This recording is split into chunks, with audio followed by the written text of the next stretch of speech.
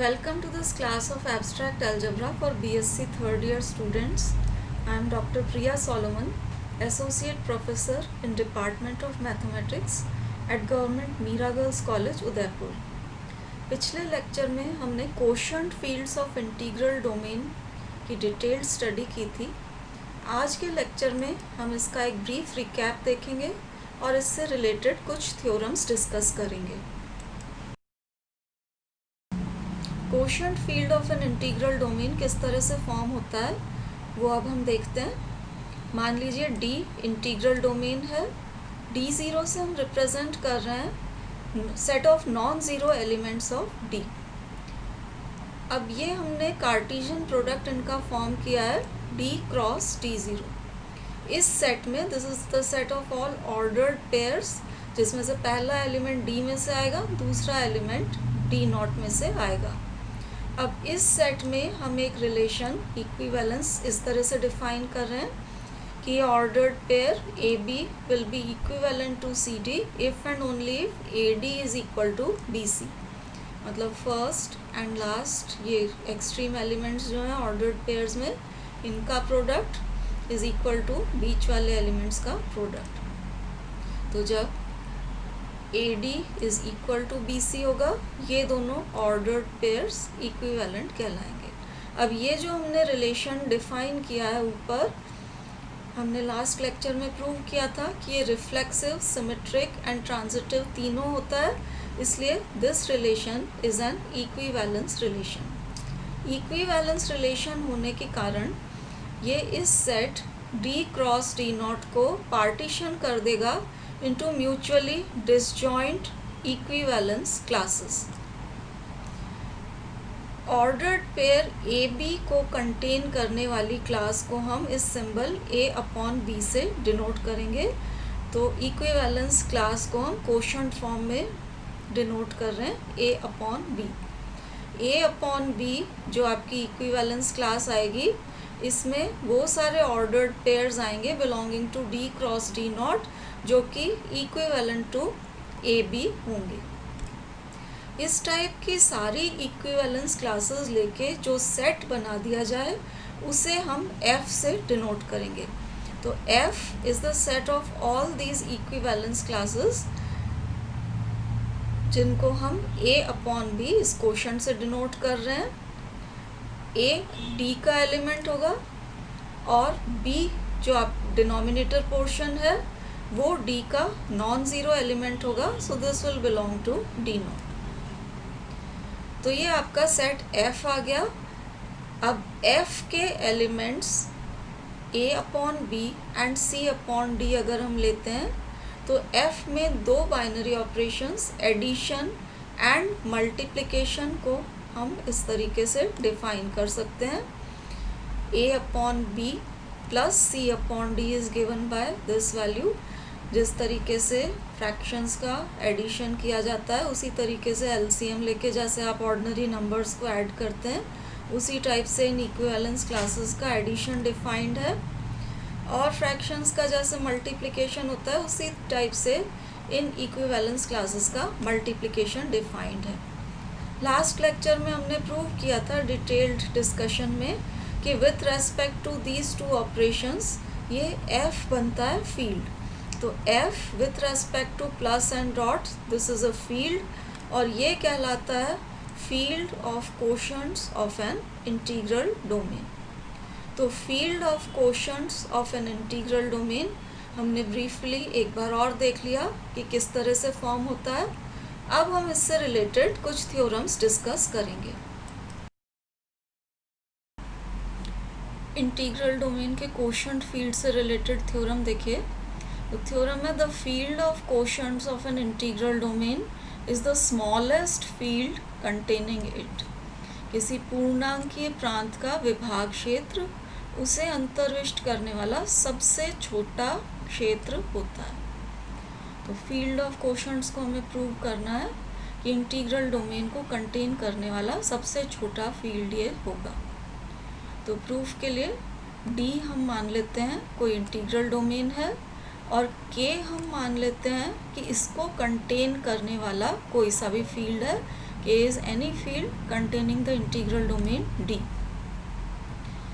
अब A आप integral domain का कोई भी एलिमेंट ले लीजिए और B हम इसका ले रहे हैं non zero element of D. अब आप देखिए A एंड B दोनों हमने D के एलिमेंट्स लिए हैं और K D को कंटेन करने वाला फील्ड था, इसलिए A एंड B अगर D में हैं तो A and B definitely K में होंगे क्योंकि D is a subset of K. अब B K में है तो दैट मीन्स B ये नॉन ज़ीरो एलिमेंट था D का, ये K में आ गया है तो this is a non zero element of the field K. और फील्ड की प्रॉपर्टी होती है कि फील्ड के हर नॉन ज़ीरो एलिमेंट का इन्वर्स भी वापस फील्ड में ही एग्जिस्ट करता है, इसलिए ये B इन्वर्स भी K में एग्जिस्ट करेगा. अब A एंड B इन्वर्स दोनों K में है, इसलिए इनका product AB inverse will also belong to K. ये ऐसा इसलिए पॉसिबल हुआ क्योंकि ये non zero element of the field था और फील्ड की प्रॉपर्टी होती है कि फील्ड के हर नॉन ज़ीरो एलिमेंट का इन्वर्स वापस फील्ड में ही होता है. अब ये जो एलिमेंट्स आए हैं आपके पास ए बी इन्वर्स टाइप के, इस टाइप के सारे एलिमेंट्स को हम एक सेट में पुट करेंगे और उसको हम डिनोट कर रहे हैं K डैश से.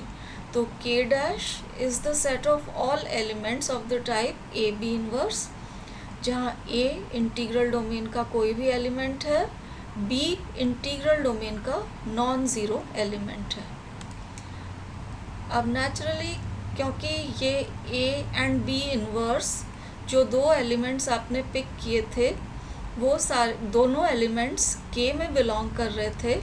यहाँ हमने देखा था A B inverse was an element of K.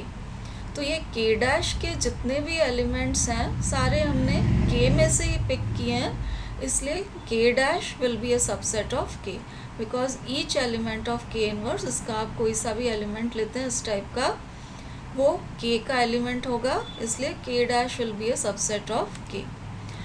अब सबसेट तो ये हो गया.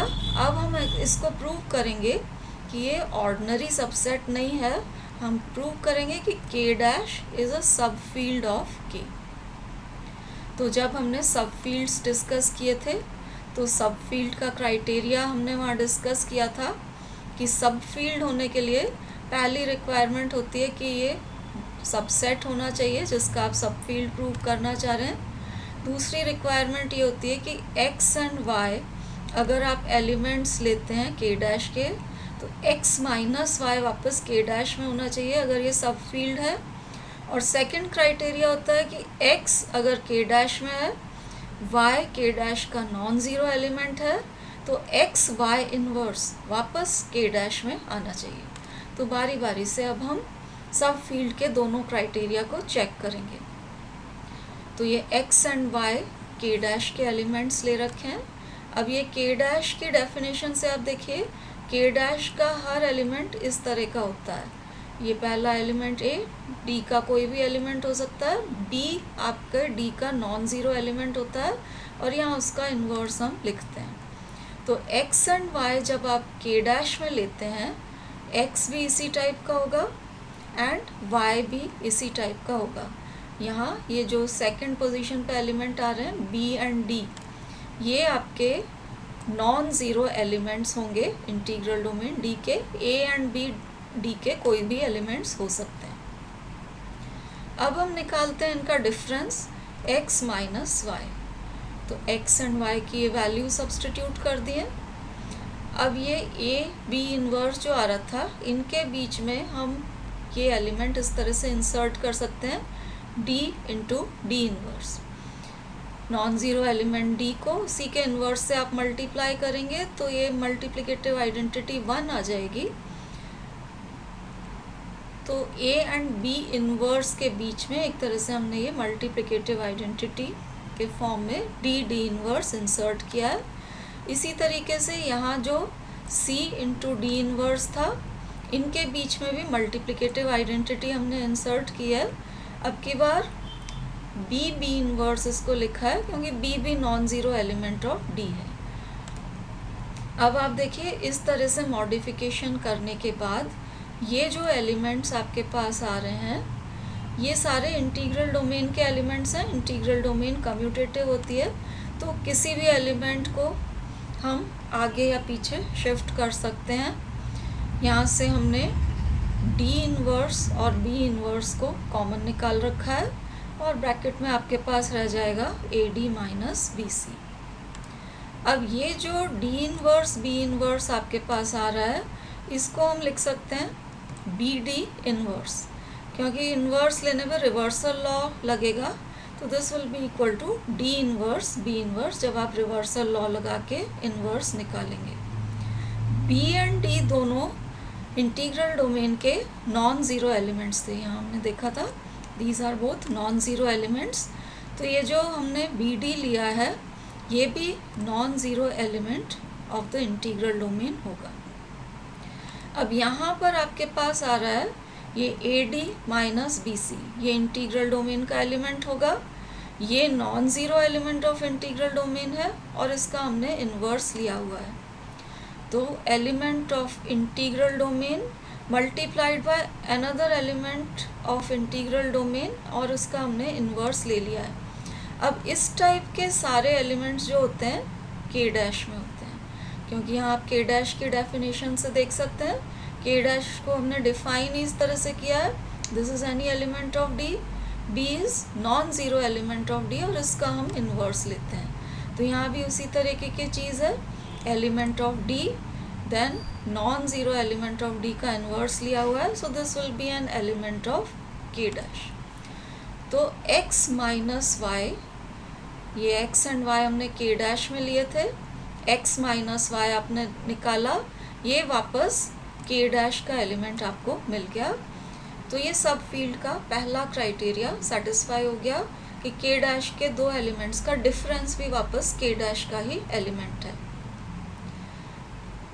अब दूसरा क्राइटेरिया चेक करने के लिए हम x को तो के डैश का कोई भी एलिमेंट लेंगे, y हम ले रहे हैं non zero element of K dash.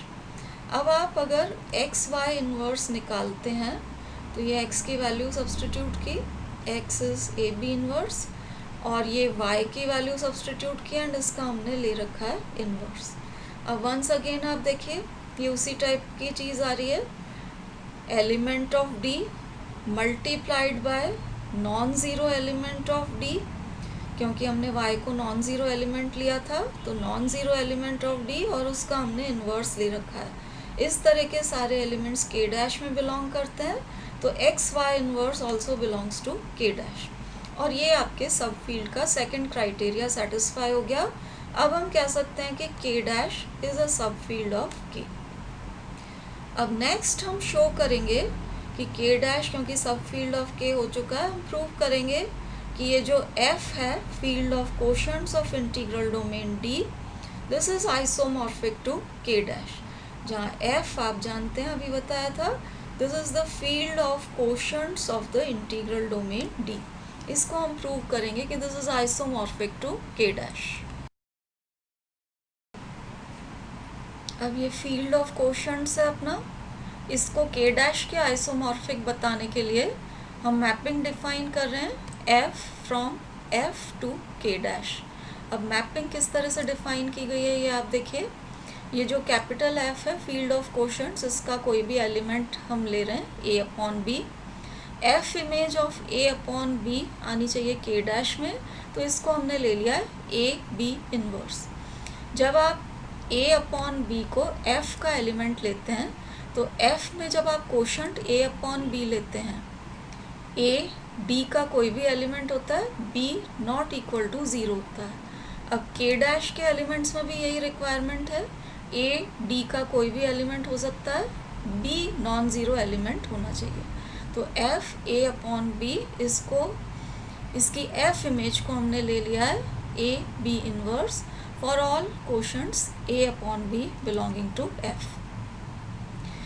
इस मैपिंग f को हम प्रूव करेंगे कि this f is an isomorphism. अब आइसोमॉर्फिज्म की 3 रिक्वायरमेंट्स होंगी, इसको आपको प्रूव करना पड़ेगा 1 1 ऑन टू होमोमॉर्फिज्म। तो सबसे पहले इसको 1 प्रूव करने के लिए हम प्रोसीड करेंगे। उसके लिए हमने मान लिया suppose F A upon B is equal to F C upon D, where this A upon B and C upon D are elements of the quotient field capital F। अब F की definition use करिए, F A upon B is A B inverse, तो ये जो आपने F A upon B लिखा है इसकी जगह A B इनवर्स लिख सकते हैं, और इसी तरह से F C upon D हो जाएगा C D इनवर्स के बराबर। अब ये दोनों इक्वल हैं, this gives you AD is equal to BC, और हम जानते हैं कि जब AD is equal to BC होता है तो quotients A upon B is equal to C upon D हमें मिल जाता है। तो F A upon B is equal to F C upon D लेने पर आपको A upon B is equal to C upon D मिल रहा है। ये फंक्शन के 1 होने की कंडीशन है। F X is equal to F Y implies X is equal to Y, उस टाइप की कंडीशन आ रही है, इसलिए हम कह सकते हैं F is a 1 function. Next हम प्रूव करेंगे कि F is onto. F को ऑन टू प्रूव करने के लिए आपको शो करना पड़ेगा कि के डैश का कोई सा भी एलिमेंट ले लेते हैं, उसकी प्री इमेज एफ में मिलनी चाहिए। मतलब एफ में आपको ऐसा एलिमेंट मिलना चाहिए जिसकी एफ इमेज यहाँ लिए गए एलिमेंट के बराबर हो। तो हमने के डैश का एलिमेंट ले लिया है, ए बी इनवर्स ले लिया है, any element of K dash. अब ये के डैश में लिया है, that means A is an element of integral domain D, B is a non zero element of the integral domain D, इसलिए हम quotient A upon B form कर सकते हैं जो आपके कोशंट फील्ड एफ का एलिमेंट होगा, और ये एलिमेंट इस टाइप का होगा जब आप इसकी एफ इमेज लेंगे तो एफ की डेफिनेशन से F image of A upon B will be equal to A B inverse. तो हमने के डैश का एलिमेंट लिया था ए बी इनवर्स, और इसके कॉरस्पॉन्डिंग कैपिटल एफ का एलिमेंट निकाल लिया है A upon B, satisfying this condition कि F A upon B is equal to A B inverse. That means A B inverse की प्री इमेज आपको मिल गई है ए अपॉन बी, इसलिए अब हम कह सकते हैं कि F is an onto function. अब हम एफ को होमोमॉर्फिज्म शो करेंगे। रिंग होमोमॉर्फिज्म शो करना है तो होमोमॉर्फिज्म की condition with respect to addition as well as multiplication हमें प्रूव करनी पड़ेगी। तो पहले एडिशन वाली कंडीशन देखते हैं। यहाँ हम निकाल रहे हैं इमेज ऑफ द सम। अब ये आप सम करेंगे तो सम एडिशन की डेफिनेशन से इसके बराबर आ जाएगा, और अब आप f की डेफिनेशन लगाएंगे तो f of this quotient will be equal to numerator part आएगा और डिनोमिनेटर पार्ट का इन्वर्स आपको मिलेगा।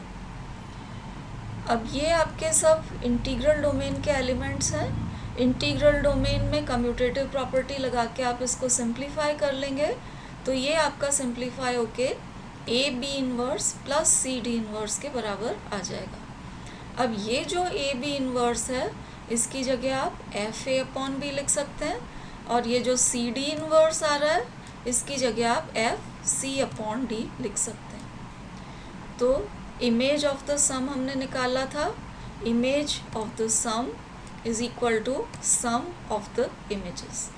तो ये आपके होमोमॉर्फिज्म की कंडीशन आई विथ रेस्पेक्ट टू एडिशन। अब विथ रेस्पेक्ट टू मल्टीप्लिकेशन हम देखते हैं। अब हम निकाल रहे हैं इमेज ऑफ द प्रोडक्ट। अब प्रोडक्ट की डेफिनेशन आप लगाइए तो इसको हम लिख सकते हैं A C into B D inverse. इस बी डी इनवर्स को रिवर्सल लॉ लगा के खोला हुआ है तो ये हो जाएगा डी इनवर्स बी इनवर्स। ये सब इंटीग्रल डोमेन के एलिमेंट्स हैं तो आप कम्यूटेटिव प्रॉपर्टी लगा के इनको सूटेबली रीअरेंज कर लीजिए। ये जो ए बी इनवर्स आ रहा है इसकी जगह आप एफ ए अपॉन बी लिख सकते हैं, एंड सी डी इनवर्स की जगह आप एफ सी अपॉन डी लिख सकते हैं। तो ये हमने निकाला था इमेज ऑफ द प्रोडक्ट ये आ गया equal to product of the images. इसलिए अब हम कह सकते हैं कि F इज़ अ होमोमॉर्फिज्म। तो F क्योंकि होमोमॉर्फिज्म हो गया है, हम कह सकते हैं कि F is isomorphic to K dash. और K डैश जो था it was a subset of K, rather subfield of K था। तो F is isomorphic to K dash which is a subfield of K। अब आप diagram में देखिए किस तरह की सिचुएशन आ रही है। ये K था any field containing the integral domain D। तो अगर आप कोई सा भी फील्ड लेते हैं, कोई सा भी फील्ड K लेते हैं जिसके अंदर आपकी इंटीग्रल डोमेन D कंटेन्ड है, तो उसका एक सब फील्ड K डैश हम ऐसा निकाल पा रहे हैं which is isomorphic to your field of quotients. That means ये जो फील्ड ऑफ क्वोशंट्स था इसकी एम्बेडिंग आप K के अंदर कर पा रहे हैं। अब क्योंकि फील्ड ऑफ क्वोशंट्स की एम्बेडिंग आप हर उस फील्ड में कर पा रहे हैं जो कि इंटीग्रल डोमेन D को कंटेन करता है, इसलिए हम कह सकते हैं कि F जो आपका फील्ड ऑफ क्वोशंट्स है, this will be the smallest field containing D।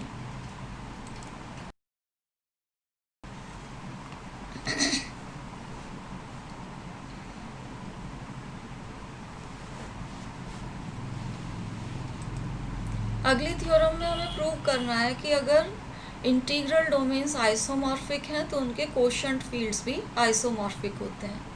तो any two isomorphic integral domains have isomorphic quotient fields. तो D एंड D डैश को हमने मान लिया है आइसोमॉर्फिक इंटीग्रल डोमेन्स।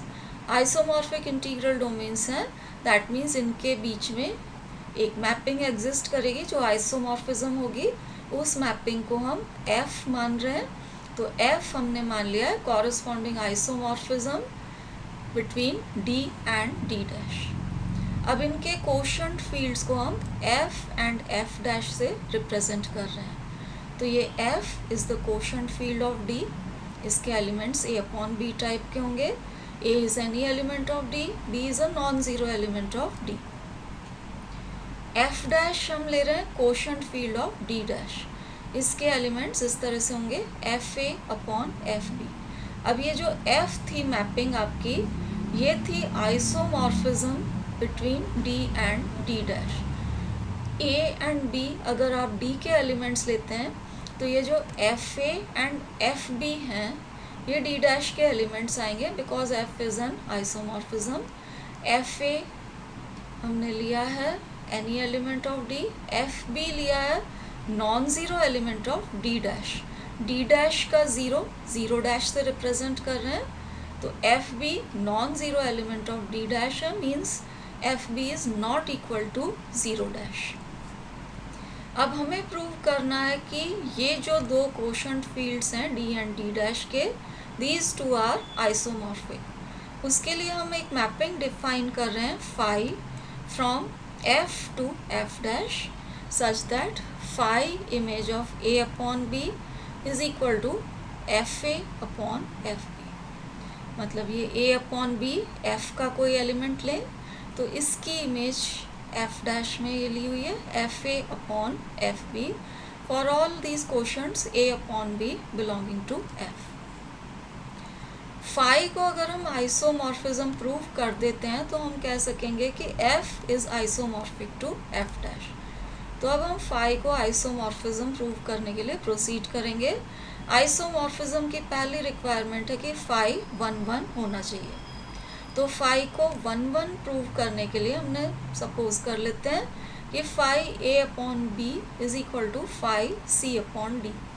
ये A upon B and C upon D F के कोई एलिमेंट्स हैं, मान रहे हैं इनकी phi इमेजेस बराबर हैं। अगर phi 1 1 है तो आपके पास A upon B is equal to C upon D आ जाना चाहिए। अब phi की डेफिनेशन यूज़ करके इस phi A अपॉन B की वैल्यू हम यहाँ लिख रहे हैं, ये हो जाएगा FA अपॉन FB के बराबर। ये phi की डेफिनेशन यहाँ से यूज़ कर रहे हैं। और इसी तरीके से ये जो phi C अपॉन D है फाई की डेफिनेशन से इसकी value F C upon F D हो जाएगी। अब क्रॉस मल्टीप्लाई करेंगे तो ये रिजल्ट आपके पास आ जाएगा। अब आप फैक्ट यूज़ करिए कि एफ होमोमॉर्फिज्म है और होमोमॉर्फिज्म के लिए image of the product is equal to product of the images. तो ये एफ ए एफ डी की जगह एफ ए डी लिख सकते हैं, इमेज ऑफ द प्रोडक्ट, और इसी तरीके से एफ बी एफ सी की जगह आप एफ बी सी लिख सकते हैं। तो ये आपके पास F A D is equal to F B C आ गया। अब एफ आइसोमॉर्फिज्म होने की वजह से 1 1 भी है, तो एफ क्योंकि 1 1 है, F X is equal to F Y तभी पॉसिबल होगा when X is equal to Y. तो एफ 1 1 है, इस फैक्ट को आप यूज़ कर लेंगे तो आपके पास आ जाएगा A D is equal to B C, and A D is equal to B C gives you this result, a upon b is equal to c upon d। Questions आपके इक्वल होंगे। तो हमने phi image of a upon b is equal to phi image of c upon d मानते हुए prove कर दिया है कि अगर ये इमेजेस इक्वल हैं तो elements a upon b and c upon d भी इक्वल हैं, इसलिए हम कह सकते हैं कि phi is 1 1।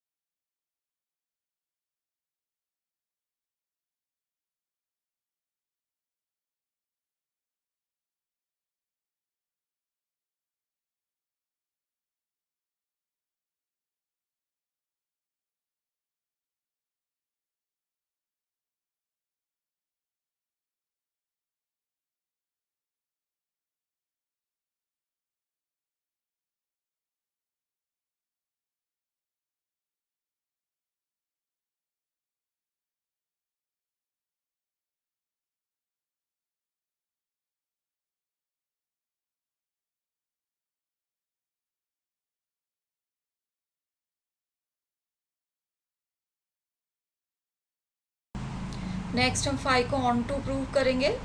On to prove करने के लिए कोडोमेन एफ डैश का कोई भी एलिमेंट ले लिया है, F A upon F B.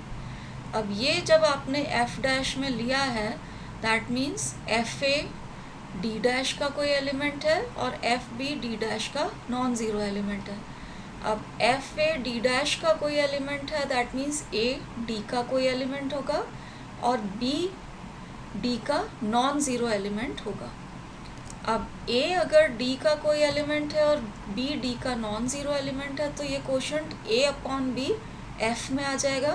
तो आपको A अपॉन B ये क्वोशंट मिल गया F में, और ये F का ऐसा एलिमेंट मिला है कि जब आप इसकी फाई इमेज लेंगे तो फाई की डेफिनेशन से ये F A upon F B के बराबर आ जाएगी। तो ये हमने F डैश का कोई एलिमेंट लिया था और इसकी प्री इमेज हमें F में मिल गई है, इसलिए हम कह सकते हैं कि फाई इज ऑन टू।